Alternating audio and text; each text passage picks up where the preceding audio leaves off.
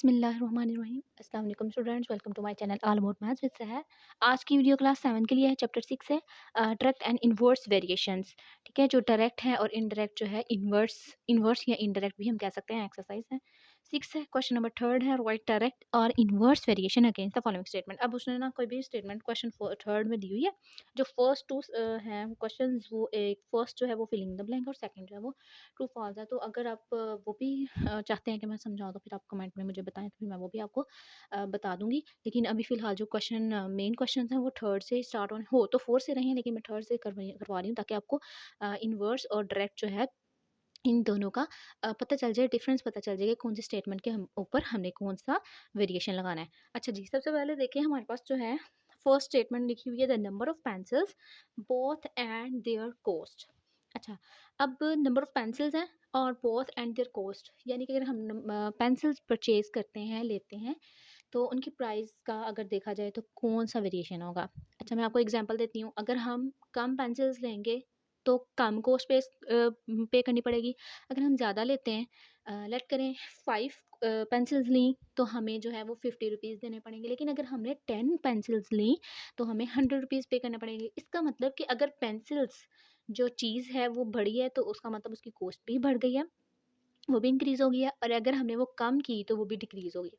इसका मतलब है ये हमारे पास डायरेक्ट है। तो डायरेक्ट में ये आपने पहचान रखनी है कि एक चीज़ अगर बढ़ रही है तो दूसरी चीज़ भी बढ़ रही है, अगर एक चीज़ कम हो रही है तो दूसरी चीज़ भी कम हो रही है। तो हम यहाँ पे लिखेंगे डायरेक्ट वेरिएशन।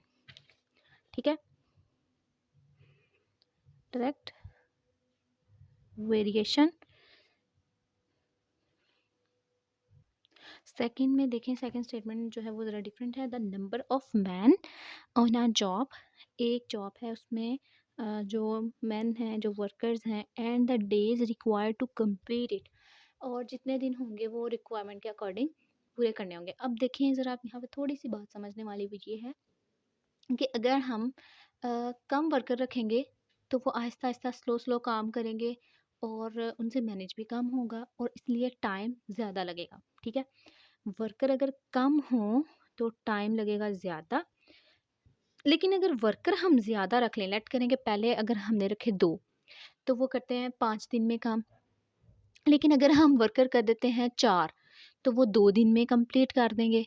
जल्दी-जल्दी काम करेंगे, मिल के सारे इकट्ठे करेंगे, तो वो क्या होगा, जल्दी काम हो जाएगा। इसका मतलब दिन कम लगेंगे। तो आपने बस ये कंसीडर करना है कि अगर हमारे पास वर्कर की बात हो, तो वर्कर्स या लंच वगैरह की बात हो, तो उसमें हमारे पास इनवर्स यानी कि इनडायरेक्ट जो है वो वेरिएशन यूज़ होता है।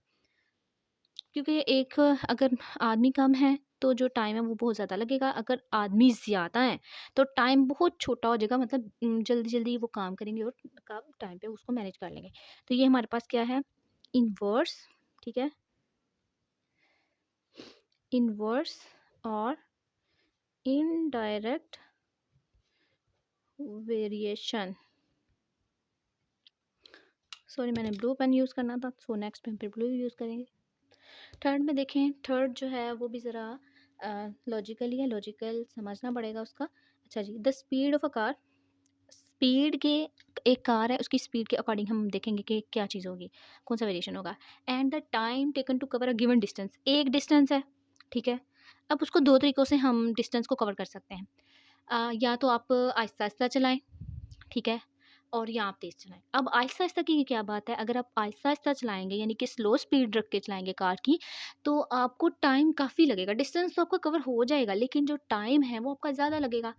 ठीक है, लेकिन अगर आप जल्दी-जल्दी करें यानी कि स्पीड अपनी बढ़ा लें कार की, तो वो क्या होगा, आप जो डिस्टेंस है, डिस्टेंस तो वही कवर करना है, जो टाइम है वो आपको बहुत कम हो जाएगा, यानी कि आप जल्दी पहुँच जाएँगे। जब स्पीड आपकी ज़्यादा होगी तो आप जल्दी पहुँच जाएँगे, कम टाइम में पहुँचेंगे। अगर आप जो है आपकी स्पीड स्लो होगी तो आपका टाइम ज़्यादा लगेगा। तो ये कौन-सा हुआ, ये हुआ हमारे पास इनवर्स वेरिएशन, क्योंकि ऑपोज़िट चीज़ें हो रही है ना। एक चीज़ बढ़ रही है, अगर स्पीड कम है तो टाइम ज़्यादा लगेगा, अगर स्पीड ज़्यादा है तो जो टाइम है वो कम लगेगा। तो ये क्या है हमारे पास, इनवर्स या डायरेक्ट। इनवर्स या इनडायरेक्ट, सॉरी डायरेक्ट नहीं, डायरेक्ट तो हमारे पास सिंपल होता है ना, तो हम इनडायरेक्ट की बात कर रहे हैं, इनडायरेक्ट वेरिएशन। अच्छा, अब यहाँ पे ना क्या इन्होंने दे दिया हुआ है, स्पीड और कार और टाइम को ही लेके इन्होंने थोड़ा-सा चेंज किया, लेकिन आपने यहाँ पे भी लॉजिक समझना है, तो लॉजिक समझने के लिए सबसे पहले हम क्या करेंगे, रीड करते हैं और फिर उसी के बाद ही हमें पता चलेगा ना। ऐसा नहीं हो सकता कि हम जो क्वेश्चन पढ़े ना और बस फटाफट लिखना स्टार्ट कर दें। तो सबसे पहले आप क्वेश्चन रीड किया करेंगे, उसमें गिवन क्या है। जब आप क्वेश्चन सॉल्व करने लगते हैं, जब आप प्रैक्टिस करने लगते हैं, तब भी आप जो है इन चीज़ों का माइंड में रखा करें कि हमने पहले क्वेश्चन को रीड करना है। ऐसा ना हो कि क्वेश्चन आप किसी और का कंसिडर करके उसका आंसर लिखते हैं और वो कोई और क्वेश्चन हो। अच्छा जी, the distance covered and the time. Distance cover हो रहा है and the time taken by a car moving at constant speed. अब देखें ज़रा, डिस्टेंस नहीं कवर होना है टाइम के अकॉर्डिंग, और स्पीड जो है वो उसकी एक है। पहले थी स्पीड चेंज हो रही थी, तो उसके अकॉर्डिंग हमने कंसिडर किया था कि जो हमारे पास स्पीड कम होगी तो हमारे पास टाइम ज़्यादा लगेगा, अगर स्पीड ज़्यादा होगी तो टाइम जो है वो कम लगेगा। लेकिन यहाँ पे अब जो है उन्होंने कह दिया होगा distance covered and time taken. जितना डिस्टेंस होगा उतना ही हमारा टाइम लिया जाएगा। स्पीड एक ही रखनी है आपने। अब लेट करें ज़रा, डिस्टेंस हमारे पास इतना है, ठीक है, मतलब लेट करें कम है, डिस्टेंस कम है, तो इसका मतलब हमारा थोड़ा टाइम लगेगा। लेकिन अगर मैं डिस्टेंस बढ़ा दूँ तो ऑटोमेटिकली हमारा जो डिस्टेंस है वो क्या होगा, बढ़ जाएगा। सॉरी, टाइम जो है वो बढ़ जाएगा। अगर मैं डिस्टेंस कम रखती हूँ तो time increase, sorry time decrease, and distance ज़्यादा रखा तो टाइम भी इंक्रीज हो जाएगा। तो ये कौन सा है, डायरेक्ट वेरिएशन, ठीक है। अच्छा जी, क्वेश्चन नंबर 4 है। अब ये जो डायरेक्ट और इन्वर्स के हैं ना, ये हो सकते हैं, मीन्स कि ये ना दो मेथड से हो सकता है। तो मैं आपको ना दोनों मेथड करवाती हूँ, बस मैं फर्स्ट क्वेश्चन में ही दोनों मेथड करवाऊंगी। नेक्स्ट में आपको जो सा इजी लगेगा आप वही करिएगा। लेकिन जो सबसे बेस्ट है वो ये है कि आप सिंपल प्रोपोर्शनल डायरेक्ट इन्वर्स और उन्हीं को यूज़ करते हुए सॉल्व करें, क्योंकि उसमें ज़्यादा ना स्टेटमेंट नहीं लिखनी पड़ती। क्योंकि बच्चे जो है ना वो स्टेटमेंट लिखते हुए कभी गड़बड़ कर देते हैं, तो फिर उनको ज़्यादा मसला होता है। तो सिंपली आप जो है ये डायरेक्ट और इन्वर्स वेरिएशन वाला ही मेथड यूज़ करें और इसी को आगे कंटिन्यू भी करते हैं। अच्छा जी, टोटल कॉस्ट। अब हमने ना सबसे पहले देखना है कि हमारे स्टेटमेंट में कितनी चीज़ें दी हुई हैं, कितनी चीज़ें पूछी हुई हैं और कितनी चीज़ें दी हुई हैं। सबसे पहले total cost of 10 lottery tickets is 200। पहली स्टेटमेंट पढ़ी तो बिल्कुल क्लियर कट हमें पता चल गया कि 10 लॉटरी टिकट्स हैं, उनकी रुपीज़ हैं, उनकी प्राइस है 200। इसका मतलब हमारे पास दो चीज़ें पूछी हुई हैं, एक है जी लॉटरी टिकट्स और एक है रुपीज़, यानी कि कॉस्ट। तो सबसे पहले हम यहाँ पे लिख लेते हैं टिकट्स। आपने ना यहाँ पे लिख लेना है कि कौन कौन सी चीज़ें हैं और कौन कौन सी चीज़ें नहीं हैं। टिकट्स लिख लिए, ठीक है, और इन दोनों के दरमियान रेशो फाइंड है फर्स्ट स्टेटमेंट में, तो आपने ना रेशो लिख के और साथ में लिख देना है कॉस्ट, ठीक है। और यहाँ पे आप छोटा सा लिख लें रुपीज़ के, ई रुपीज़, क्योंकि हम जब रेशो लिखते हैं तो उनमें यूनिट्स नहीं लिखते। सबसे पहले तो हमने देखा हमारे पास लॉटरी टिकट्स हैं, आप यहाँ पे लॉटरी टिकट्स भी लिख सकते हैं। रेशियो कॉस्ट लिख लिया। अब देखते हैं फर्स्ट स्टेटमेंट में हमारे पास क्या था, लॉटरी कितनी थी 10, सॉरी टिकट्स कितनी थी 10, एंड रुपीज़ कितना था, यानी कि कॉस्ट कितनी थी, वो थी 200। हो गया फर्स्ट स्टेटमेंट, हमारी बिल्कुल क्लियर, इसमें कोई चीज़ ऐसी नहीं है जो फाइंड करनी पड़े। आगे next, find the cost of. अब हमने क्या फाइंड करनी है, 25 टिकट्स की कॉस्ट। अब 25 टिकट्स हैं तो हम यहाँ पे नहीं लिखेंगे, टिकट्स के सेक्शन में लिखेंगे 25। अब फाइंड हमने करना है कॉस्ट 25 की। तो सबसे पहले ना आप यहाँ पे लेट कर लें, let the cost of 25 tickets is equal x. या तो आप इसको जो है ना लेट करें, डायरेक्ट यहाँ पे लिखे और यहाँ पे एक्स लिख लें। अब कुछ बच्चों को समझ नहीं आएगी कि एक्स कहाँ से आया, इस वजह से मैंने यहाँ पे क्लियर बता दिया कि हमने खुद से लेट किया कि जो 25 टिकट्स की कॉस्ट थी वो एक्स थी। अच्छा, अब यहाँ पे ना सबसे पहले ये हमने अब लिख लिया, स्टेटमेंट पढ़ी, स्टेटमेंट में देखा कौन कौन सी चीज़ें हैं, जो जो चीज़ें हाँ वो लिख के उनकी रेशो फाइंड कर ली। अब हमने देखना है कि ये कौन सा वेरिएशन है, कौन सा प्रोपोर्शनल है, डायरेक्ट है या इन्वर्स है। तो सबसे पहले हम देखते हैं, अगर हमारे पास टिकट्स कम हैं तो कॉस्ट भी कम है। अगर हमारे पास टिकट्स बढ़ गई हैं तो ऑटोमेटिकली जो है वो कॉस्ट भी बढ़ जाएगी। अगर हम बात करें क्वेश्चन नंबर 3 के फर्स्ट पार्ट की, तो उसमें भी इसी तरह था कि पेंसिल अगर कम है तो कॉस्ट भी कम होगी, अगर पेंसिल ज़्यादा होंगी तो कॉस्ट भी ज़्यादा होगी। तो सेम वही है, तो यहाँ पे हम लिखेंगे ये कौन सा है, डायरेक्ट वेरिएशन। सो अच्छा, जब डायरेक्ट की बात आती है ना तो आपने पता है क्या करना होता है, बिल्कुल सिंपल सा काम करना है। 10/25, इसकी जगह रेशो की जगह आप लगाएं इक्वल 200 बाय एक्स, यानी कि जैसे है ना आपने वैसे सीधा सीधा लिख देना है और साथ में हमने यहाँ पे कोई डिवाइड का साइन नहीं है तो आपने फ्रैक्शन लगा देना, यहाँ पे भी फ्रैक्शन लगा देना और नेक्स्ट हम सॉल्व करते हैं। अच्छा जी, अब हमने एक्स की वैल्यू फाइंड करनी है। सबसे बड़ा जो हमारा मेन एम है वो हमारा ये है कि हमने एक्स की वैल्यू फाइंड करनी है, तो उसके लिए हमने नीचे एक्स नहीं होना चाहिए, तो क्रॉस मल्टीप्लिकेशन करते हैं। Cross multiplication 10 multiply by x, यहाँ पे डिवाइड हो रहा था, इस साइड पे आके मल्टीप्लाई, 200 पहले से ही इधर था, 25 यहाँ डिवाइड हो रहा था, इस साइड पे आके मल्टीप्लाई हो गया। अब हमें एक्स की वैल्यू चाहिए, तो एक्स्ट्रा यहाँ पे 10 है जो कि यहाँ पे मल्टीप्लाई हो रहा है, नेक्स्ट साइड पे उस साइड पे जाके इक्वल के डिवाइड हो जाएगा 10, ये 0 0 से कट गया, तो बाकी हमारे पास बचा 20 मल्टीप्लाई बाय 25। इसका मतलब इनको हमने मल्टीप्लाई करना है, तो मल्टीप्लाई करके देख लेते हैं। 20 एंड 25, 5 0 ज़ा 0, 5 2 ज़ा 10, 0 2 2 ज़ा 4, तो ये आ गया हमारे पास 500। इसका मतलब है, देख लेते हैं अब हम, ठीक है, अगर हम यहाँ पे 500 लगाएं तो बिल्कुल ठीक है, टिकट्स काम थी तो कॉस्ट भी काम, और प्राइस हमारे पास टिकट ज़्यादा हुई तो कॉस्ट भी जो है वो ज़्यादा हो गई। अब मैं इसको दूसरे मेथड से करके दिखाती हूँ, वो भी आसान है लेकिन ये ज़्यादा बेस्ट है, तो मैं नेक्स्ट क्वेश्चन में ना ये भी यही करवाऊंगी। अभी मैं इसका सेकंड पार्ट करवाती हूँ। ये फर्स्ट मेथड था,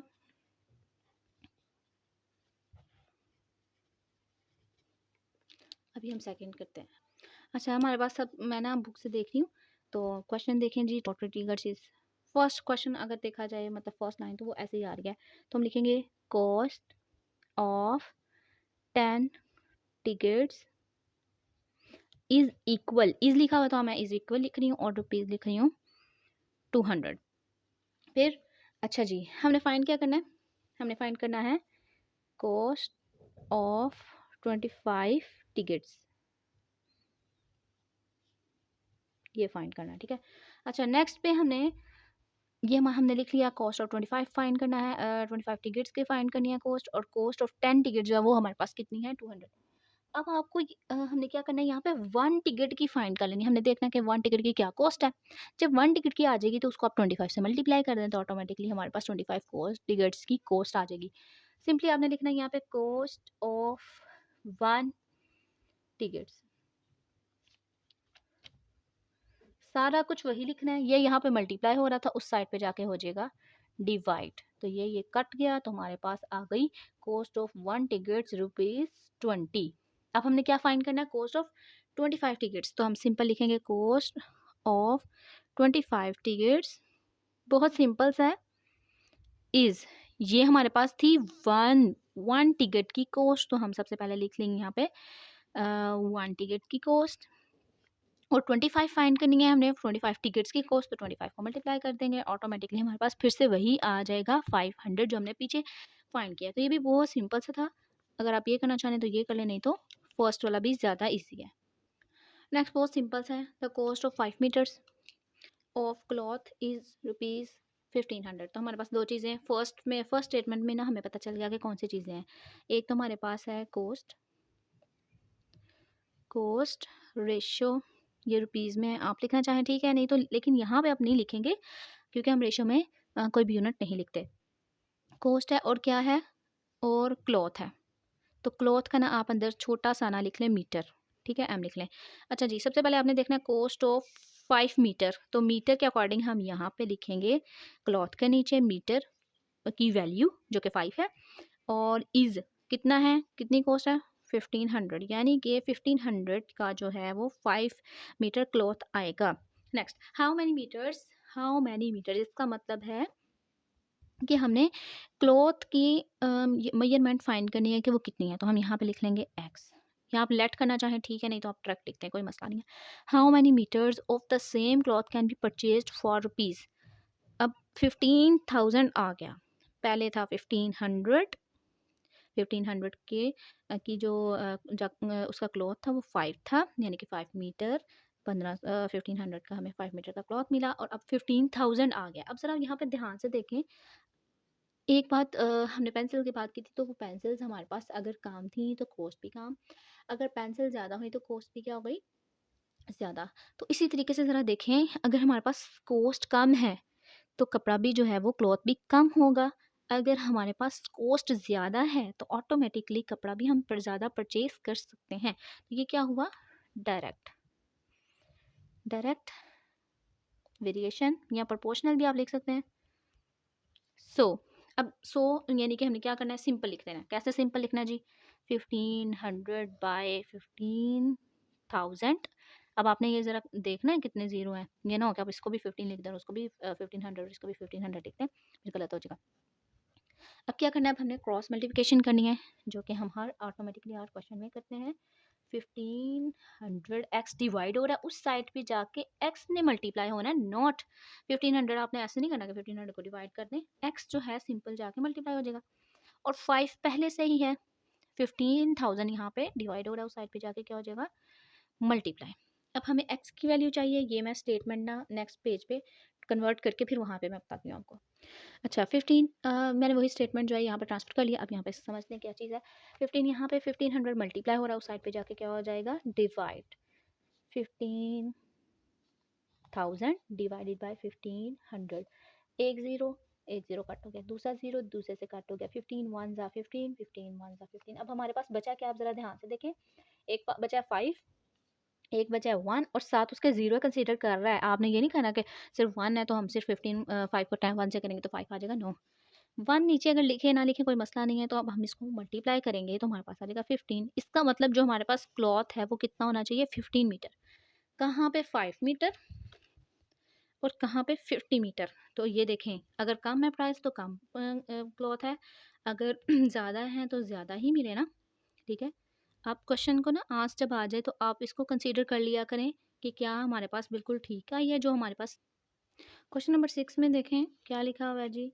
सबसे पहले हम ना ऊपर से स्टेटमेंट पढ़ लेते हैं कि किस चीज़ की बात हो रही है यहाँ पे। It is given that the increase in length of N elastic spring varies directly with the mass hung from it.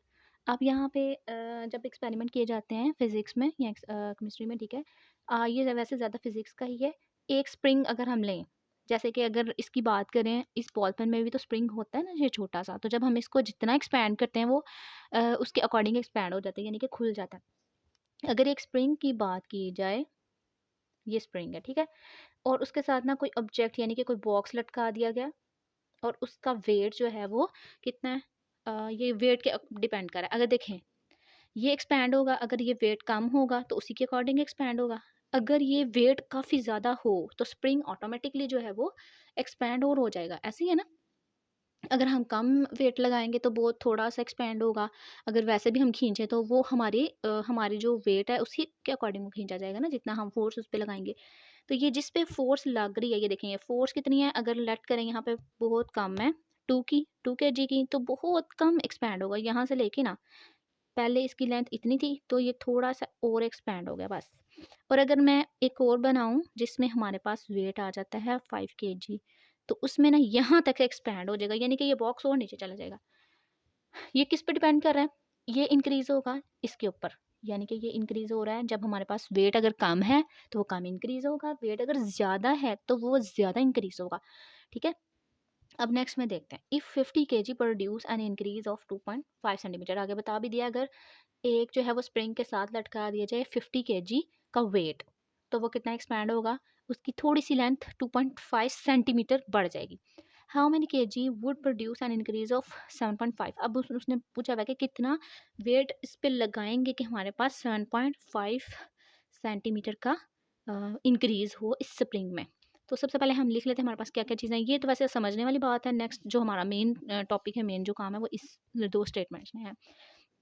एक तो हमारे पास है वेट, या आप मैस लिख लें, विद मैस, मैस और वेट, मैस ही का तो वेट होता है। ओके जी, हम यहाँ पे लिख लेते हैं मैस, और वो कितना है? केजी में। ठीक है, दूसरा क्या है? इंक्रीज ऑफ, ये हम इसको यहाँ पे क्या लिखेंगे? इंक्रीज लिख लेते हैं और ब्रैकेट में लिख लेते हैं लेंथ, क्योंकि लेंथ ही हमारी इंक्रीज हो रही है ना। अच्छा जी, सबसे पहले वाली स्टेटमेंट हम पढ़ते हैं इसको छोड़ के। इफ़ 50 kg प्रोड्यूस, मैथ्स के नीचे हमने लिख लिया 50 प्रोड्यूस एन इंक्रीज ऑफ कितना हुआ? 2.5, और सेंटीमीटर को ना हम यहाँ पे साइड पे भी लिख लेते हैं ताकि हमें पता चलता रहेगा ये कितने यूनिट में है। ठीक है। अब नेक्स्ट में देखते हैं how many KG, how many KG, तो हमने एक्स लगा लिया क्योंकि हमने फाइंड करना है। हाउ मैनी केजी प्रोड्यूस, आप वाई भी लगा सकते हैं, ए भी लगा सकते हैं, मैं एक्स इसलिए लगा रही हूँ क्योंकि एक कॉमन चीज़ है। Would produce an increase of 7.5 centimetre. अच्छा जी, अब हमने पहली स्टेटमेंट में हमें पता चल गया कि ये कौन सा है, डायरेक्ट, बिकॉज उसकी मैथ की वजह से ही उतना एक्सपैंड हो रहा है।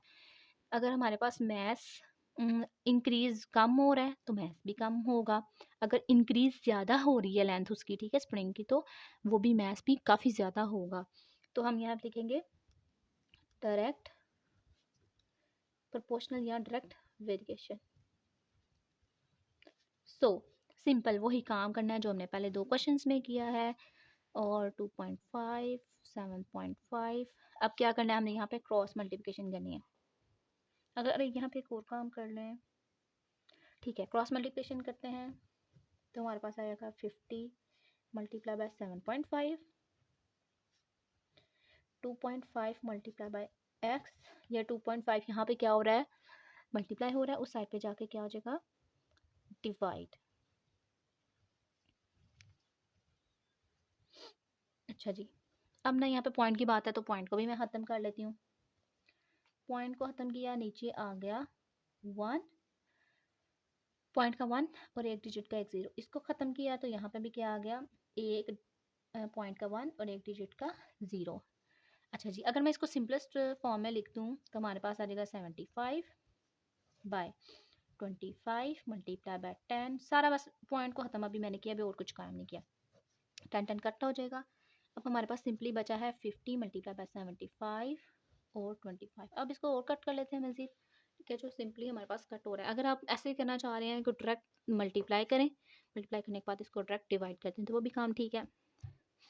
5 5 ज़ा 25, 5 1 ज़ा 5 एंड 0, 5 1 ज़ा 5, 5 2 ज़ा 10। तो हमारे पास जो चीज़ बची है वो 2 मल्टीप्लाई बाय 75 एक्स की वैल्यू, यहाँ पे मैं वो लिख लेती हूँ, 2 multiply by 75 is equal x. अब 75 और 2 को हम मल्टीप्लाई कर लेते हैं, ठीक है, वेट अ मिनट, फोकस करते हैं। अच्छा जी अब हमने क्या करना है, यहाँ पे 75 और 2, 2 5 ज़ा 10, 2 7 ज़ा 14 एंड 15, ये हमारे पास आ गया 150 kg। तो आप ना लास्ट में अगर यूनिट लिखना चाह रहे हैं तो लिख लें, ठीक है, ये हमारे पास आंसर आ गया।